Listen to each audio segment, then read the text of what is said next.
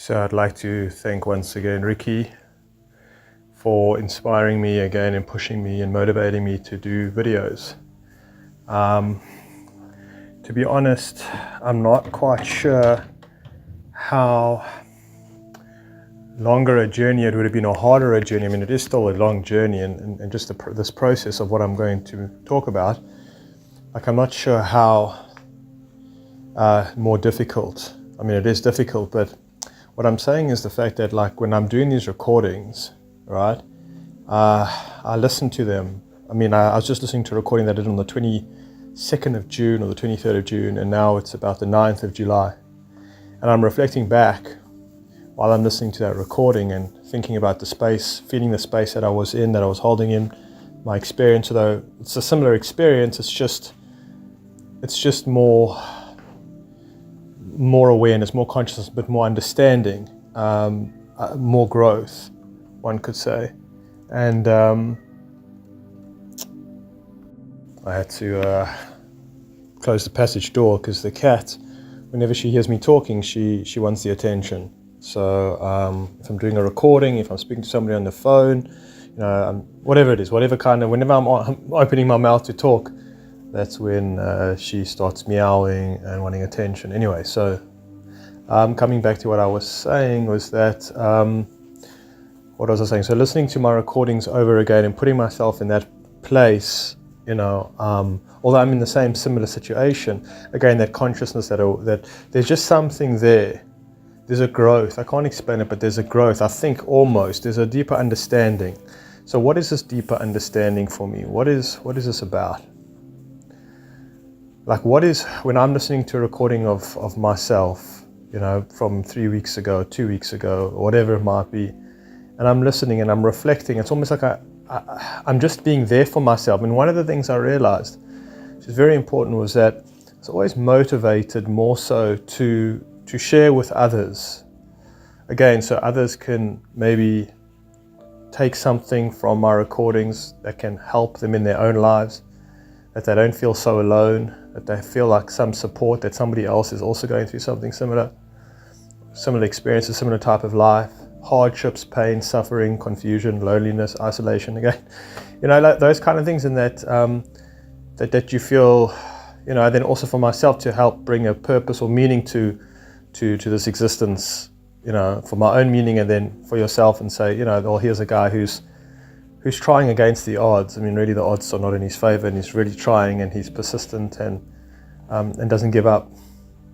And that's inspiring, and I hope to be that for others. I mean, what a blessing that would be, what a gift that would be to be able to do that for others at the same time. But I mean, I was more motivated for others than actually myself. It was like, not thinking about not taking responsibility for my own life and my own existence, and that's what I'm doing now. Whether a few people hear me, that's great. But what I'm saying is to take myself seriously and say, you know what, you're not doing these videos so much for other people, but you're doing it for yourself, because you're the first and foremost, most important, significant person, and your story has to matter. Your experience has to matter. It has to count. I'm troubled often by how finite things are. I'm terribly troubled by it. I wouldn't say it depresses me, but just how time moves so quickly, and events pass, good events, bad events, experiences, just so much just dissolves.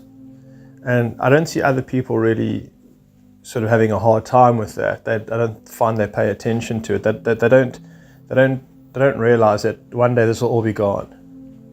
Their whole life story, everything, their whole body, a lot of their mind, just everything, their whole narrative, their relationships, their money, the amount of time that they've spent aimlessly or wasting time, or not making the most of it, missed opportunities, unfulfilled potential, just it's like these things doesn't matter to people, to become a more honest person, to become a more consistent person, to be a more trustworthy person, to do less harm to others, to be more thoughtful of others, or thoughtful that you are not hurting others by your actions, by your own emotional dysregulation, your own pain, your own suffering, your own projection, that you're being there for not others in general. I'm not talking about for everybody in general, but I'm saying being there for others, like now that I'm doing this video on YouTube,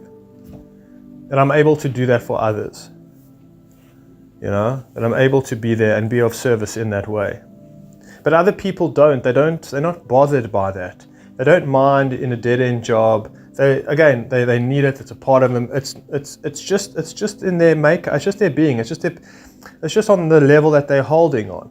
To a degree, most people are, and then there are people that should be striving for more and be asking the real harder questions and being emotionally, in relationship to themselves and their life and their existence and the end of their existence. You know what I'm saying? There should be more. I don't know. I just think, there's different people holding on different levels, and everybody has got a duty here, an obligation of some kind, on all different kind of levels, if you will. So majority, I think this planet is probably a very sort of, classroom, first grade classroom in a sense. Although, because I say that because it's so hard. I think it's so difficult, this life. Again, it's highly, highly unlikely that most people make it out in a meaningful way, or something that they've had significant growth in their lives and made an impact in the world in a meaningful way, in a positive, more of a positive way, I would say, because you can impact the world in a negative way, but I'm saying more in a positive way, whatever that means, more on a loving way, a supportive way, or something or other. So, but yeah, so where am I going with this? So again, I struggle that how easily people will give into the path of least resistance on all facets of their life. Doesn't matter where they're holding. Doesn't matter like if they are, sort of a first soul that's going around type of thing, or second incarnation, or I don't know how it works, to be honest. Obviously I don't know how it works. That's going around, and sorry, there's just so much to be said. I'm getting lost here. Sorry. Okay, so let me slow down.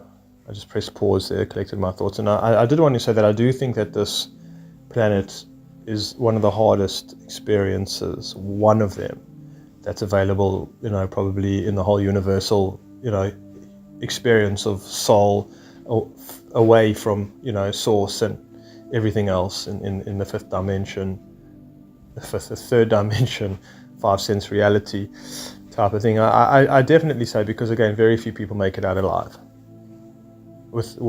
Again, I can't say that enough. You can't underestimate how tough this place is. And that's the biggest problem, is that most people don't want to accept that it's tough, especially in a spiritual community. They don't want to accept that it's a challenge. They don't want to accept that it really has deep, meaningful, consequences, I think. I really do. I think so. I'd like to think that there are consequences in a way. See, that's also what troubles me. Because it's like you can be, possibly as bad as you want to be, or dysfunctional and toxic as you want to be, And, I hope that to a degree we are held accountable in a way. I don't want people to suffer, by their consequences, but I wish so much that they would be able to see what they are doing, to see the harm that they're causing themselves and to others, and to wake up. And I don't wish harm upon anybody, but there are people in my life that I really pray and wish that they could really be shaken up. And it's not a pleasant feeling. I was speaking to my mother the other day, like if my brother had to sort of go through this death rebirth, and I was kind of explaining it to her, and she was like, no, that can't happen to him. No, he wouldn't handle it. He's married, he's got children, he's got a job, he's got responsibilities. To that degree of what you're talking about, of how he needs to, what needs to be done, no, I'm sorry, it's not his time now.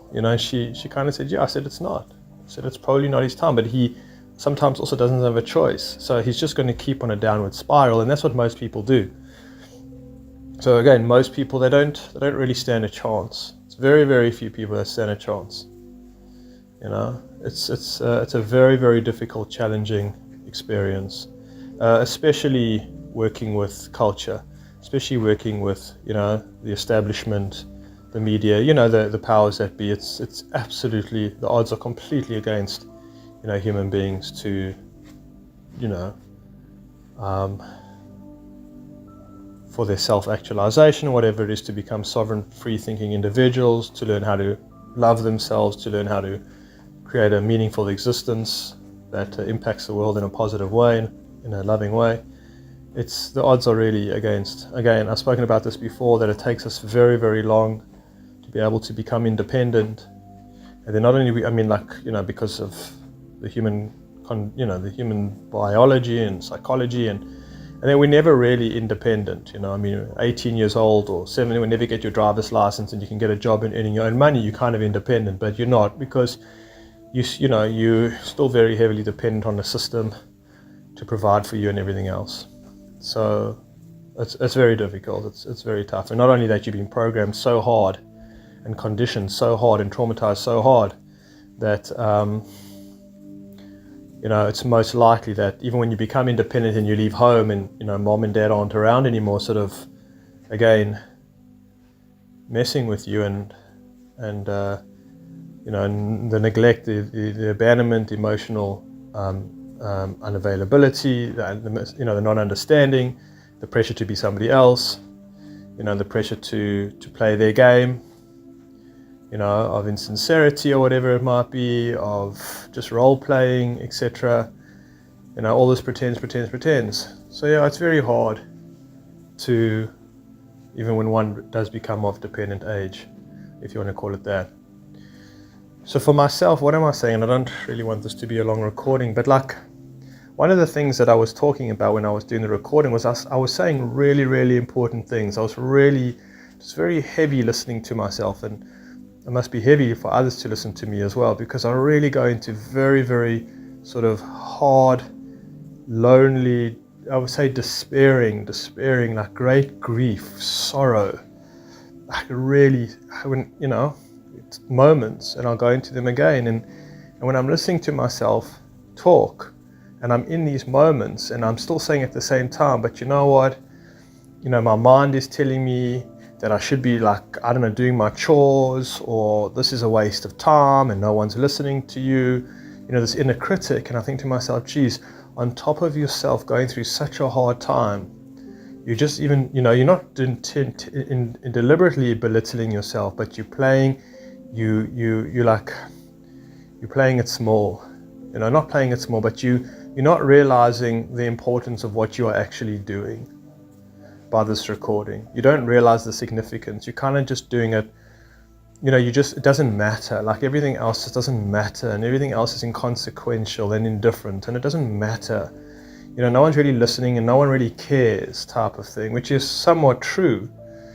But the idea that what I'm saying it for myself, right, to say, what, other things can wait, because this is very important.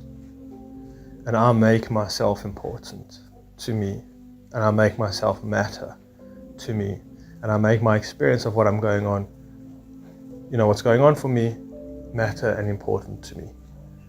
And I'm being there for myself, whatever that means. I told you the first time, I didn't tell you, I mentioned this before, I picked up a journal, I remember, back in 2007, and the first thing, something like that, 2008, 2009, whatever. And I started writing, and it was like, this is a waste of time. No, whatever you have to say is just, doesn't matter. Just almost like this, how would I say it? How pathetic it was to actually take a moment and write down my experience, to take a moment with myself, and to actually, take that seriously. Dear self, This is what I'm going through. I remember I was in a campsite, and it was actually quite a cool experience, and at the time. But again, the voice, my brother's voice in my head was, you're a waste of time. You really should be doing, I don't know, pretending. You should be like, just being, the brother that I want you to be, and be able to beat you up and to play the game with me. Your life doesn't matter. Your needs don't matter. It's about me. And how are you being of service to me? I mean, my brother wasn't around, and he was in another city, and he obviously wasn't saying this, but that's how I felt in that way. And also my father's voice in that way of saying, what, like, we don't journal. The family doesn't journal. That's embarrassing. What's this journaling? Like, you should be learning the Bible, the Old Testament. You should be praying in the synagogue. You should be working. I mean, what's this childish nonsense? What's the relevance here? This is embarrassing. And then what are you going to do with that journal? Is it going to become your diary? Are you going to have a diary? And then my brother will, like I'm saying, back in the day, my brother would take my diary and say, I found Aaron's diary, and I'm going to read it, And maybe my parents would even engage and say, let's see what Aaron's going on with Aaron around the supper table. Let's have a few laughs. Or something like that. I mean, anything is possible, but that's it. It's a diary. It's like, we're not interested in those emotional, what are you talking about? It's like Jews eating pork, because I was raised Jewish and kosher, and pork was the absolute worst of the worst. So that's exactly what it is. It's pork. You're not being a player in the game here. You're not being like one of us. You're not allowing your brother to be you being his punching bag. You're trying to empower yourself. You're trying to actually make your life significant, that you actually have something to offer, that you have a reason for existing, that you matter, that there's something else besides for Aaron than having to just play by everybody else's rule and fulfill everybody else's plan that he has for you, and be that person that we understand you to be. I mean, like what we understand ourselves to be, one-dimensional. Characters, only through characters. Again, it's like seeing through past the wall, the fourth wall. What's it in movies when they look at the camera, when they break the fourth wall or something like that? I don't know. Could be wrong what I'm saying. But that's the idea. It's like you're breaking character. And you do not break character. Like, what's wrong with you? That's the absolute sacrilegious type of thing, because then it throws a whole spanner in the works. Subconsciously, whatever it is, it's like, no, this is not good. You cannot, and you will not, and you must not look outside, the echo chamber. Again, it's like Plato's cave. The story of Plato's cave? If you haven't, you can Google it. But Plato's cave, and the prisoner escapes, and he sees the whole outside world, and he comes back, to tell the other prisoners that they're prisoners. And this isn't the real world. No, hey. Listen, man. Don't bring that pork, here. Don't bring that bacon here, man. We're living our lives, The emperor wears no clothes. We're very happy. We're very satisfied. We're all looking at Dad as seeing him as this really accomplished, successful businessman and a bit of a sportsman and intelligent and all these higher qualities, and we're all sort of worshipping him and whatever, type of thing, while he really is not present emotionally for whatever it might be, and we just kind of to be seen and not heard and make him proud, and hey, that's what we're doing, Aaron, and you have to try to get good grades at school, and you have to keep your halachas, your laws in the Judaism. This is what we're doing. This is what's acceptable. Journaling, that's not acceptable. That is not acceptable. Actually taking a step back and looking what's going on with the family, and looking what's going on with your childhood, and looking deep within yourself and feeling your emotional state, that's not acceptable. That will not be tolerated. Because as soon as I start feeling and getting emotional, then it makes my mother uncomfortable. Because why is Aaron feeling? I don't want to feel the emotions. I'm suppressing my pain. I'm suppressing my suffering. I'm suppressing my own, needs. I'm suppressing myself in truth. And now this guy's actually oozing authenticity. He's actually oozing emotion, real emotion. And it's making me uncomfortable. Not only that, but what he's expressing to me is that I'm not giving him enough attention. That I'm not giving him enough love. That I don't know who he is. That I'm being short with him. That I'm neglecting his needs. And I'm allowing my older son to bully him every single day and turn a blind eye. And this is what Aaron is feeling. And mom doesn't want to see what an incompetent, irresponsible parent she is. She's just trying to put supper on the table and have the kids bath before dad comes home and in bed. Or something like that. She doesn't want an emotional, needy child. She doesn't. They don't. That's not part of the script. This is terrifying for them. This throws a whole spanner in the works. And the way that they deal with it, well, they fear it. They fear it deeply and greatly. They'll turn against you very quickly.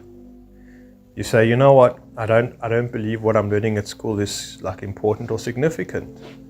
Or this religion that you're shoving down my throat, I think it's bullshit. Or so you're just expressing your experience, your reality, what you're feeling, and you're going to pay the price. You're going to pay the price. You're problematic. You're anti-system. You're anti-culture. You're anti-religion. And therefore you're problematic. And because you're problematic, again, I'm so grateful that when I grew up, there was no real thing as medication. There was maybe a few psychologists here and there. I started going to psychologists in high school. But it's like, off with you, off, medicate the kid. It's like in that movie, what's it called? A new, what's it called, man? Oh man, it's Aldous Huxley, A Brave New World.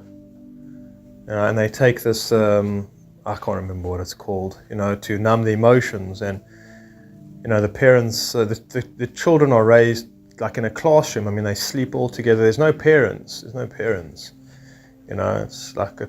in a way. And then the child at night, you can see, starts feeling very sad and emotional, and feeling things are not right. And you can see it's a different kind of child. He questions things. If you haven't watched Brave New World, I could recommend it. I think there's quite a few versions of it or whatever it is, different releases. But anyway. And the child, you can see he's restless, and the teacher or the person who kind of looks after the children, she goes up to him with one of the this medicine, and he drinks it, and it just sedates him, it calms him. I think it's called Soma, or something like that. Same, kind of an idea with the movie Equilibrium. Those are movies that I used to talk about, back in the day. That they used to inject themselves.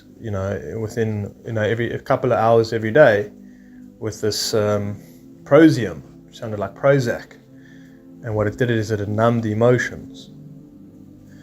You see, now isn't that significant? That's why I'm saying, first and foremost, the world that we live in is not it's not a war on the mind. It is, but it's a war on the emotions.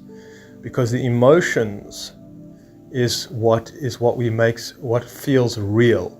The mind can be conditioned, which it is, and manipulated, which it is, and brainwashed, which it is, and all of these things, and mind control, it is. That's what government means. The word government means govern, and mint is, is Greek or Latin or whatever it is, of mint is mind. So it is mind control. And that's first and foremost, and it's also emotional manipulation. But the emotions is what's the most powerful. That's what Eckhart and these kind of guys will not talk really about the emotions. They'll just say that the mind causes the suffering.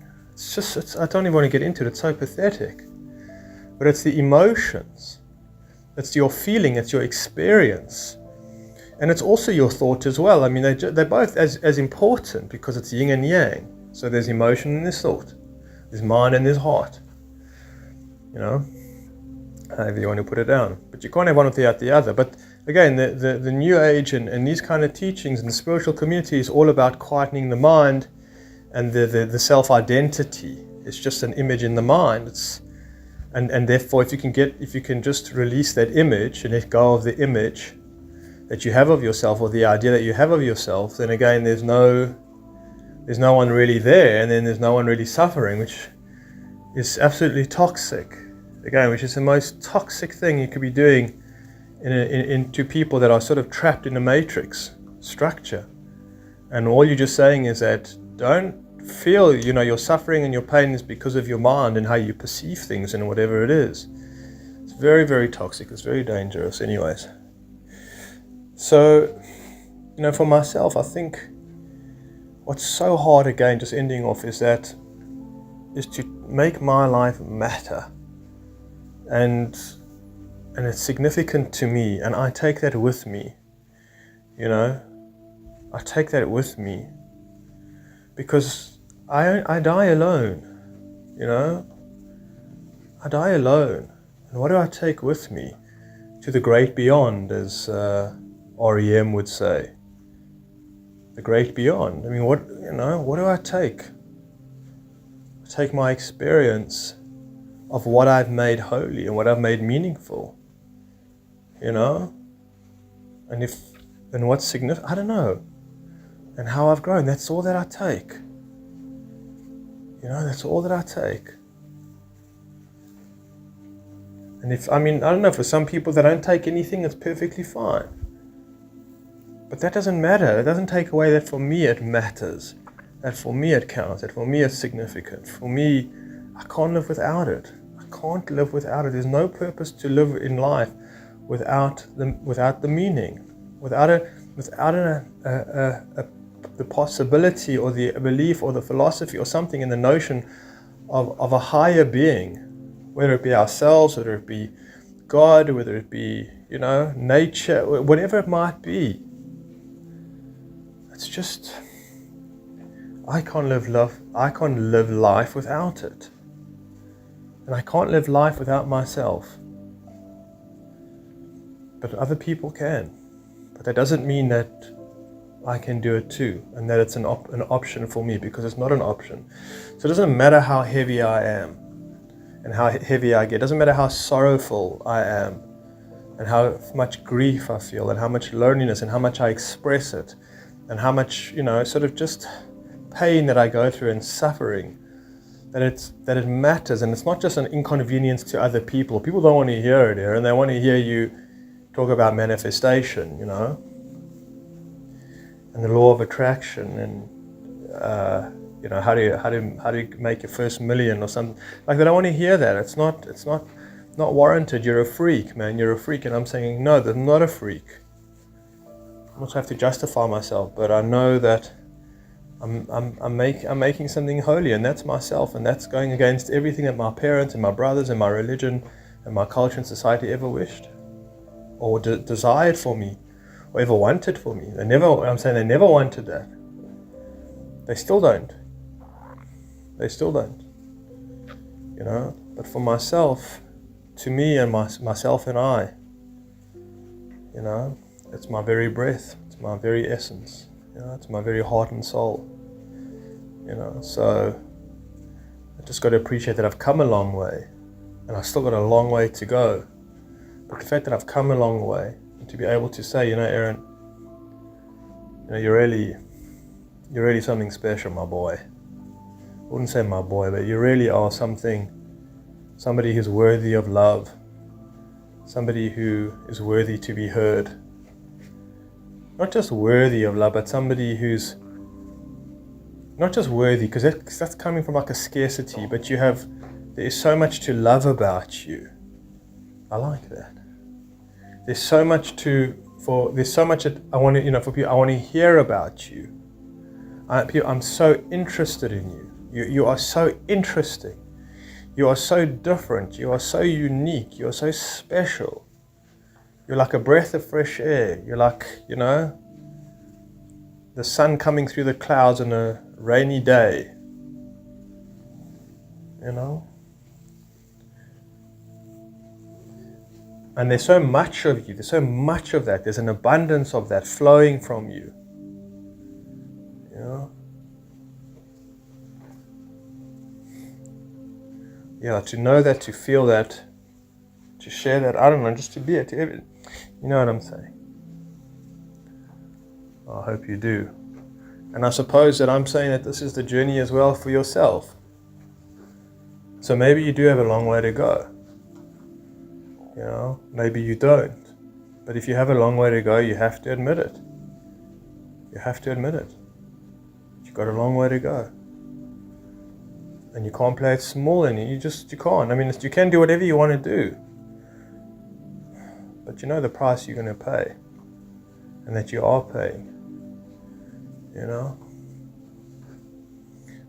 Well, yes and no. I'm saying the price that we do pay, that's, again, I mean, I'm not sure, but either way, there is this yearning and this just absolute desire to have moments of just peace, have moments of fulfillment, have moments of feeling safe and secure, you know, have moments of strength and courage that you know you're able to face, you know, something that you fear that can come your way, that you really, are somebody that you can be proud of. All right, thank you for taking the time. Take care.